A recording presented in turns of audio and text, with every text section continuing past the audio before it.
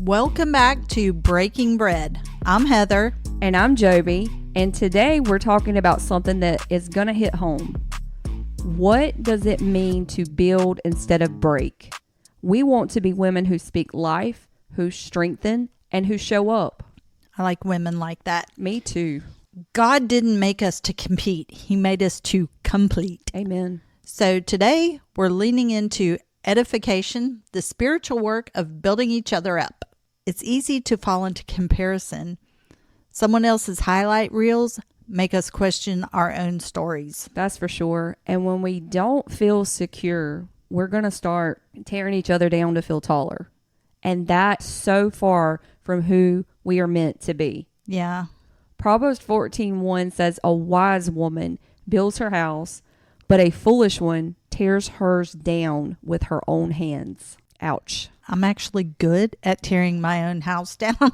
Oh, yeah. I'm really good at tearing myself down and better at edifying and lifting others up. Isn't that something? That verse hits different when you realize your words are hammers. And we don't realize that enough. In the New Testament, the Greek word means to build a house. So edification is construction. It's an action. And it's not always done at once. It's done in phases sometimes. Yeah. Little by little. Yeah, you have different contractors for different things. So there may be people building in one area of your life, and then God sends other people to build in different areas of your life. Exactly. It's not about flattery. It's about forming faith. You're helping a sister. Remember her foundation in Christ is what we're doing. So Ephesians 4:29, let no corrupt talk come out of your mouth, but only what is good for building up. And it may give grace to those who hear. And if it's not giving grace, then It's not building. It's just tearing it down little by little. So building happens in small things. Checking on a friend, celebrating her win, being a cheerleader, clapping for them. Yeah. Correcting her in love instead of criticism. And sometimes it's no words at all. Like, you do not have to say anything. It's just silence. Listening to someone who just needs a shoulder to lean on, an ear to hear, or just some space to be themselves. Yeah. 1 Thessalonians 5:11 says, encourage one another and build each other up. Yes. All right. Let's talk about this week's challenge. Builders in actions. Pick one woman, just one. You know how we like to say just one. Just one. Power of one. Pick one woman and intentionally build up. That could be a friend, a coworker, even someone that you've clashed with in the past. Send her a message, pray for her, cover her name in kindness when she's not in the room. Builders do not avoid the rubble, they restore it. I'm glad it said someone that you clashed with. It's so much harder to build someone up that you clash with. Yes. So I can always go to a friend and just try to build them up, bring them a coffee, bring them a muffin to work, whatever. But somebody that you don't really get along with, that's kind of hard to be like, hey, I'm going to build you up, but I don't really like you. So I'm just going to take my hammer out and boom, boom, boom, right on your head. Right. And it's our defense mechanism to jump in and to try to get someone before they get us, or to jump in on tearing someone down because it can make us feel better, or to get them before they get me, or just to get God, you know? Right. I'm going to get you before you get me. That's a big defense mechanism. I've started noticing, we say this so much here, hurting people hurt people. And I've started to stop and realize when someone says something mean, or someone says something negative, or someone tries to tear me down, I've began to see it as the hurting crying out. And I want to be a woman who builds. This person's already hurting, and whether they realize it or not, they're tearing themselves down. And then they're trying to take me down or anybody else down in their path with them. So it's, Lord, where can I be a builder? Right. Where can I build up? And oftentimes it's just praying for this person, or doing like Jesus said and turning the other cheek. I remember reading that several times and thinking, what in the world? Why do I want to do that? He tells you. She just told me I was ugly or I was too fat or, I'm going to say something. Well, your hair looks bad. Right. And we want to render evil for evil, but the word says to overcome evil with good.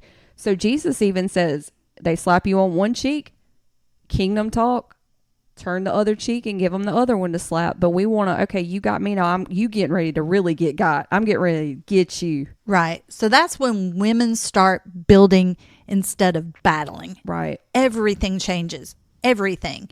Families change. Churches, your community, they start looking like heaven's blueprints. And that right there is how revival begins. One word of grace at a time. Jesus says they will know us by our love. Yes. They will know us by our love. By our Hebrews 10:24. Let us consider. What's consider mean? I didn't even look it up. Let us think about. Let us think about. Yeah. How to stir one another to love and good works. So most of the time we're thinking about, let me get them before they get me.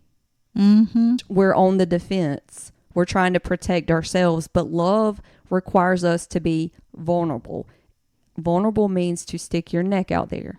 It's kind of like you're just sticking yourself out there and you're in the open. Whatever's coming is coming for you. And we don't want to be in that place where it feels like no protection, right, where we are set up to get hurt.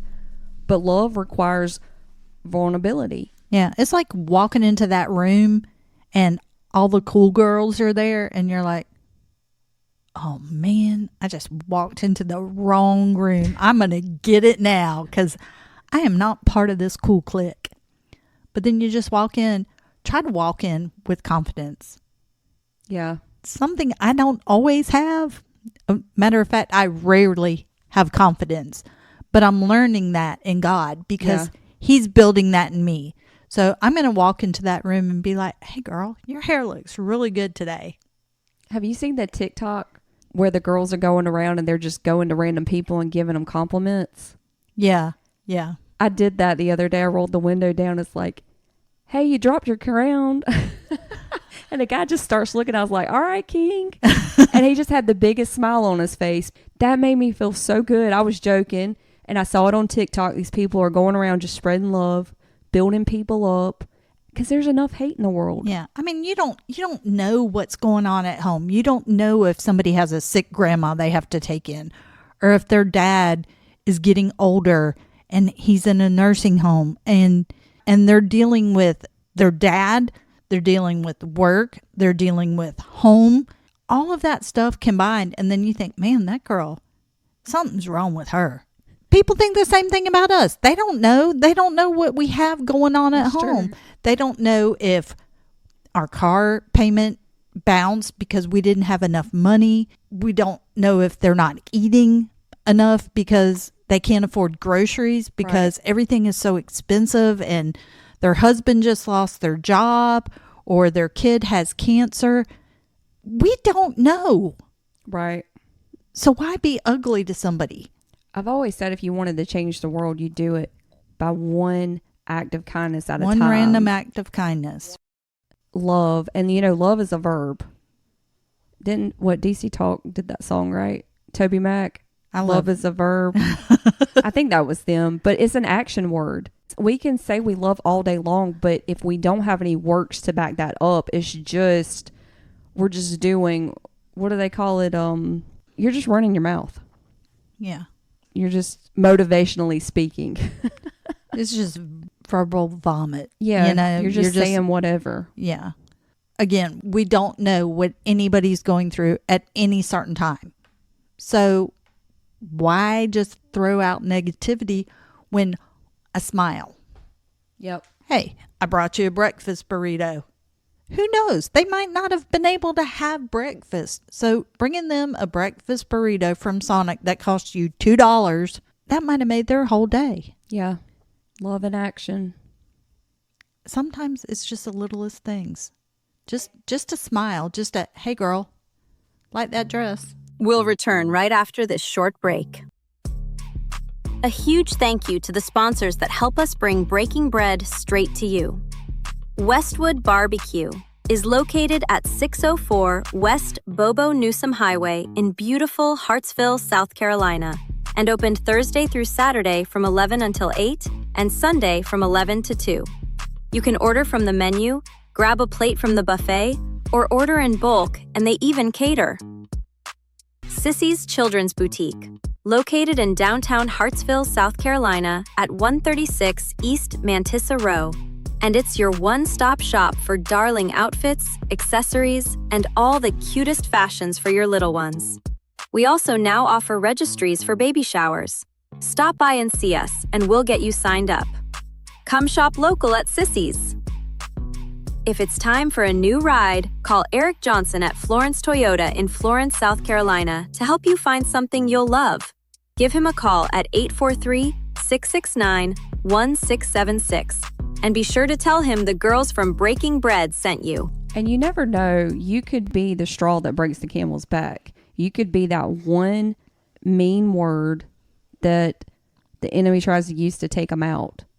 Or you could look at being that one instrument or that one tool that God uses to bring them encouragement right then. So a hammer has the one side where you can hammer those nails in. Mm-hmm.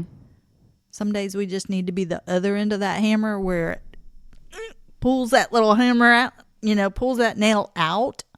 That's what we need to be. And some days you think about everybody wants to be the saw because they cut that board. Nobody wants to be the nail.